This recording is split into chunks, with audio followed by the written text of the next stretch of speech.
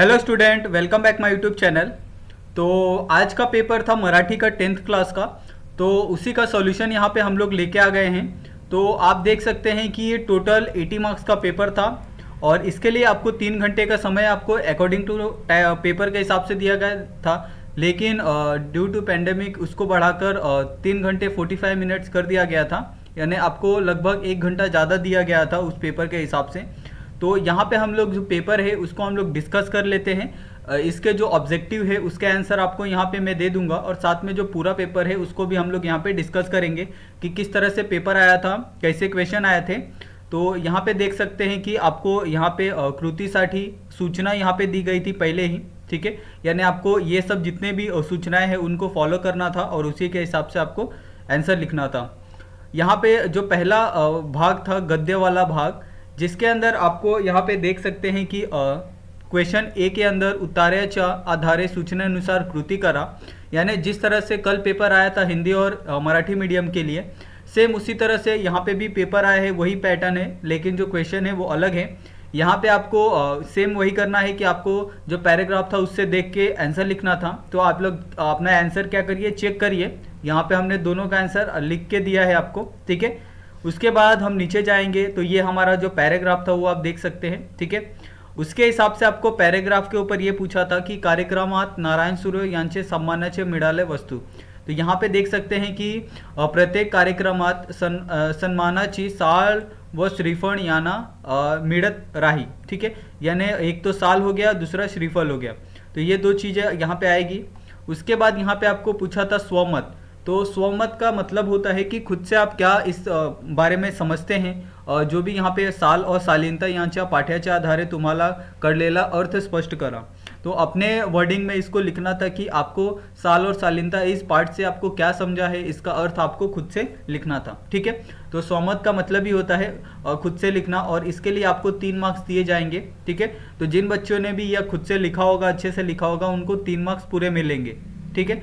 उसके बाद यहाँ पे जो सेकंड था उतार्याच्या आधारे सूचनेनुसार कृती करा। तो नीचे यहाँ पे आपको उसके लिए पैराग्राफ दिया गया था और यहाँ पे दोनों का आंसर हमने यहाँ पे लिखा है, ठीक है। तो आप लोग चेक करिएगा और मुझे आप कमेंट करके बताइएगा कि जितने भी हमने यहाँ पे ऑब्जेक्टिव करवाए हैं उसके अंदर आपको कितने मार्क्स मिले हैं, ठीक है। उसके बाद यहाँ पे नीचे जो पैराग्राफ था उसी पैराग्राफ के हिसाब से आपको यहाँ पे पूछा था कि का ते लिहा, यानी ये ऐसा क्यों हुआ वो आपको यहाँ पे लिखना था। तो निरंजन वार लावून जेवायचं कारण। तो यहाँ पे उसका जो आंसर था ये था कि जो निरंजन था वो वार लावून क्यों खाना खाता था। कि यहाँ पे आपको लिखा है कि घरी दुपारी निरंजन पाहुणे मरून जेवायला जायच्या, मग तिथून संध्याकाळी मात्र मावशीकडे जे काही मिळेल त्यावर राहायच्या। यानी जो भी उसके एक ही फैमिली में अर्निंग करने वाले थे, मामा थे, लेकिन उनके जाने के बाद उसके पास कोई नहीं था कि उसकी पढ़ाई का खर्चा निकाले, उसके खाने का खर्चा निकाले। तो इस तरह से उसको जहाँ भी मिलता था वो अपना गुजारा कर लेता था, थोड़ा सा कितना भी मिले वो खा लेता था, ठीक है। उसके बाद सेकंड था कि निरंजन झटून अभ्यास करायचं कारण। यानी जो निरंजन था वो बिना रुके बिना थके क्यों पढ़ना चाहता था, क्योंकि उसको जो गुरुजी थे उसकी शिक्षा का सब खर्च दे रहे थे, उसकी पुस्तकों का खर्च दे रहे थे। तो उन्होंने साफ साफ कहा था कि तोपर्यंत मी सारा खर्च करीन आणि वाराही लावून देईन, नाही तर नाही। गुरुजी हे वाक्य लक्षात ठेवून निरंजन झटून अभ्यास करता। तो गुरुजी ने क्या कहा था कि त्याच्या वाया पुस्तकाचा खर भसडावडे गुरुजी करायच्या। गुरुजी त्याला सांगितले की जोपर्यंत तुला पहला नंबर आहे तोपर्यंत मी सारा खर्च करीन। यानी जब तक वो पहला आता तब तक ही क्या करते, गुरुजी उसका खर्चा उठाते। तो इसीलिए वो क्या करता था, निरंजन था वो बहुत अच्छे से पढ़ता था, पूरा मन लगा के पढ़ता था और हमेशा क्लास में पहला आता था, ठीक है। उसके बाद यहाँ पे तुम्हाला अभिप्रेत असलेली आदर्श विद्यार्थ्याने गुण वैशिष्ट्य लिहा। यानी एक आदर्श स्टूडेंट के अंदर कौन कौन से क्वालिटी होती है उसके बारे में यहाँ पे लिखना था। तो अगर आप इसको पॉइंट के हिसाब से भी लिखते, अगर 6 पॉइंट भी आप लिखते तो आपको यहाँ पे पूरे 3 मार्क्स मिल जाते। तो यहाँ पे आपको पूरा एक पैराग्राफ नहीं लिखना था। तो जिन बच्चों ने भी अगर पॉइंट्स को मेंशन किया होगा यहाँ पे विद्यार्थियों के, उन्हें पूरा 3 पॉइंट्स यहाँ पे मिल जाएगा, ठीक है। उसके बाद यहाँ पे नीचे देख सकते हैं कि जो गद्य पाठ था, तो गद्य पाठ के हिसाब से यहाँ पे आपको आंसर देना था कि आकृति बंध पूर्ण करा। संकटाकडे पाहण्याची दृष्टी अशी असावे, यानी संकट के समय पे आपको किस तरह से देखना चाहिए। एक तो सोसिकपणे यानी यहाँ पे आपको दिया है, ठीक है, और दूसरा है खिलाड़ी की तरह, यानी खिलाड़ी कभी भी क्या होता है, हारने के बावजूद भी वह उसका मन ये नहीं होता है कि मैं आगे के लिए प्रयत्न नहीं करूँगा, वो हमेशा प्रयत्न करता है और आगे बढ़ता है, ठीक है। उसके बाद नीचे यहाँ पे आपको दिया था कि का ते लिहा, तो आपण संकटांना का घाबरलो तेच आपल्याच्या समजत नहीं, तो हम लोग संकट के समय में क्यों घबरा जाते हैं ये हमको समझता नहीं है, तो उसका आंसर यहाँ पे आपको टिक करके दिया गया है, ठीक है। उसके बाद सेकंड है आजारी संकटग्रस्त माणसे आनंदमय जीवनाचा अनुभव घेत असतात, तो जो व्यक्ति आजारी होते हैं, संकटग्रस्त होते हैं, उनको देख के क्या है, लोग क्या करते हैं, अनुभव लेते हैं, यानी खुशी का आनंद करते हैं। तो ऐसा क्यों होता है, क्योंकि रोगानी नी संकटानी जीवन मूळ आनंदी स्वरूप नाहीसे होत नाही, आजारी व संकटग्रस्त माणसानेही जेव्हा भट्ट विनोद करतात तेव्हाही आनंदमय जीवनाचा अनुभव घेत असतात, ठीक है। तो अगर ये आपने आंसर लिखा होगा तो आपको यहाँ पे पूरे कितने 2 मार्क्स मिल जाएंगे।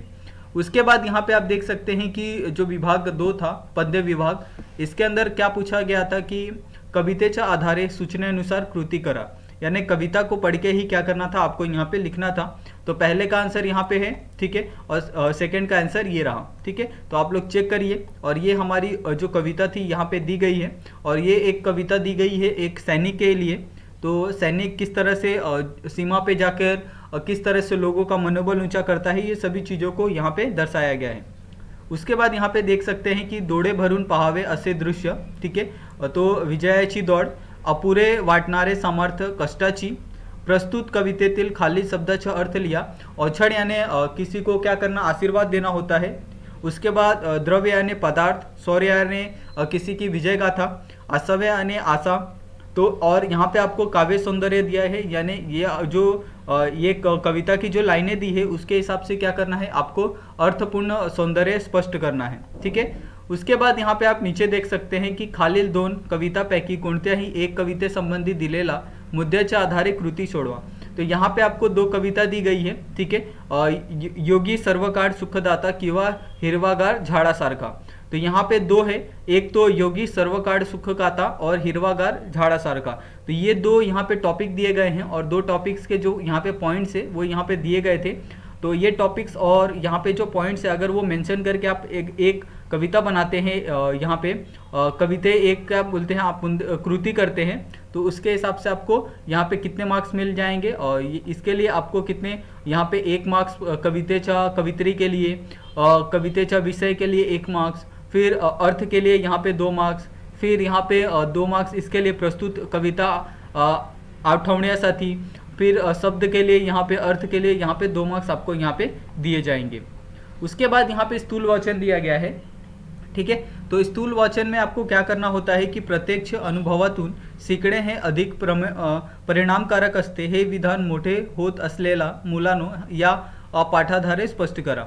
तो यहाँ पे आपको ये पूछा गया है कि अपने जीवन के अंदर हमेशा सीखते रहना क्या है, एक बहुत अच्छा अधिक परिणामकारक होता है। तो इस विधान को आपको क्या करना है, यहाँ पे स्पष्ट करना है, और ये पाठ से दिया गया है मोठे होत असलेला मुलांना, ठीक है। तो इस तरह से यहाँ पे आपको जो स्थूल वाचन करना होता है, सिर्फ आपको इसके अंदर क्या दिया रहता है कि क्वेश्चन दिए रहते हैं, और उस क्वेश्चन का आपको आंसर लिखना होता है जो स्थूल वाचन में दिया गया रहता है। उसके बाद यहाँ पे आप भाषा अभ्यास दिया गया है, यानी व्याकरण वाले पाठ दिए गए हैं। तो व्याकरण घटकावर आधारित कृती, ठीक है। तो खालील वाक्याचा प्रकार ओळखा। तो यहाँ पे आपको वाक्य का प्रकार लिखना है। तो मैं यहाँ पे आपको आंसर बता देता हूँ। अक्षय दररोज अभ्यास करतो, ये तो क्या है, सरल वाक्य है, ठीक है। ये आपका क्या है, सरल वाक्य। आहा कितनी सुंदर, ये क्या है, मिश्र वाक्य है, ठीक है। तो ये आप क्या करोगे, याद रखोगे। मैं यहाँ पे मिश्र वाक्य लिख देता हूँ, ये सरल वाक्य है। उसके बाद यहाँ पे आपको सेकंड वाला क्वेश्चन है, कसातील सूचनेनुसार वाक्य रूपांतर करा। तो उद्गारार्थी करा, होकारार्थी करा, यानी यहाँ पे मी इमारत खूप उच्च आहे। तो यहाँ पे आपको उद्गार करके यहाँ पे आंसर लिखना था, और यहाँ पे होकारार्थी यानी क्या बोलते हैं, पॉजिटिविटी के साथ आपको ये सेंटेंस को लिखना था, ठीक है। उसके बाद यहाँ पे नीचे था खालील वाक्याचा अर्थ सांगून वाक्यात उपयोग करा। तो यहाँ पे जो आपको 3 ये दिए थे वाक्य ये दिए थे, क्या बोलते हैं, अर्थ दिए थे उनका क्या करना है, आपको वाक्य का अर्थ बताना है और उसी के हिसाब से आपको वाक्य में उपयोग करना है, ठीक है। और कोणताही दोन, तो इसमें से आपको दो दो करना था। तो मुठभर मांस वाटते, उत्साहाला उभारने और मड़मड़ व्यक्त करने।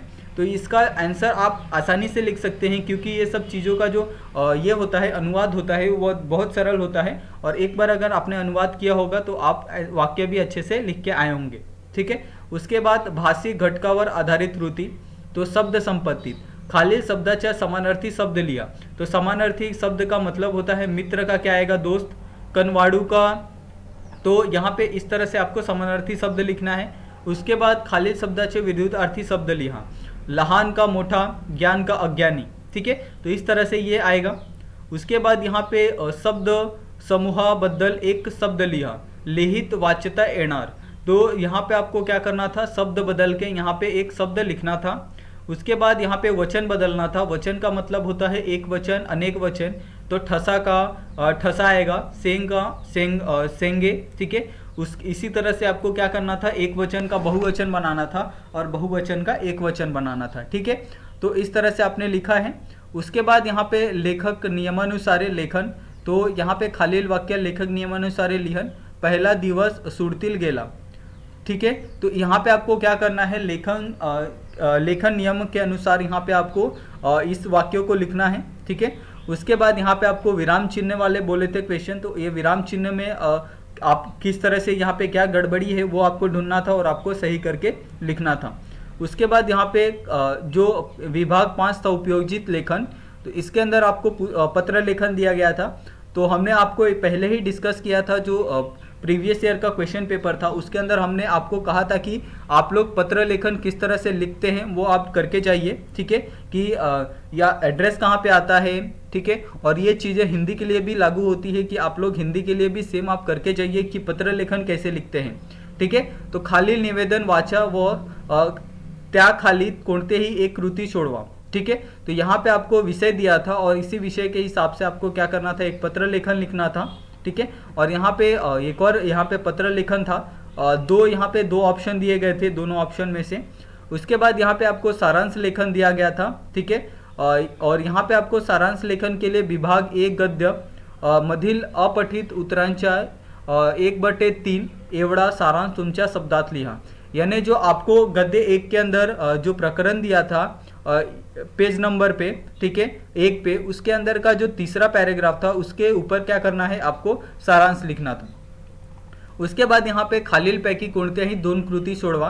तो यहाँ पे जाहिरात यानी एडवर्टाइजमेंट होता है, ठीक है। तो ये जिन बच्चों ने भी किया होगा, एडवर्टाइजमेंट बहुत इजी होता है। बस आपको एक बॉक्स बनाओ, या इस बॉक्स को आप क्या करो, डिज़ाइन दो थोड़ा।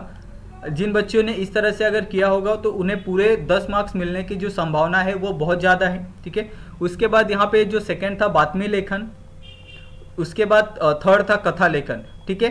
तो यहाँ पे आपको कितना 2 करना था। अगर 5 मार्क्स का एक क्वेश्चन था तो जिन्होंने भी जाहिरात लिखा होगा, बातमी लेखन या फिर कथा लेखन, तो कथा लेखन तो बहुत इजी था क्योंकि यहाँ पे आपको पूरा जो पॉइंट्स है वो दिए गए थे। बस आपको क्या करना था, इनके बीच में आप अपने मन से क्या लिख सकते हो और ये वर्डिंग के साथ आपको ये कथा करना था, ठीक है। तो यहाँ पे आपको 5 मार्क्स मिल जाते हैं और जाहिरात के अंदर आप 5 मार्क्स आसानी से निकाल सकते हैं।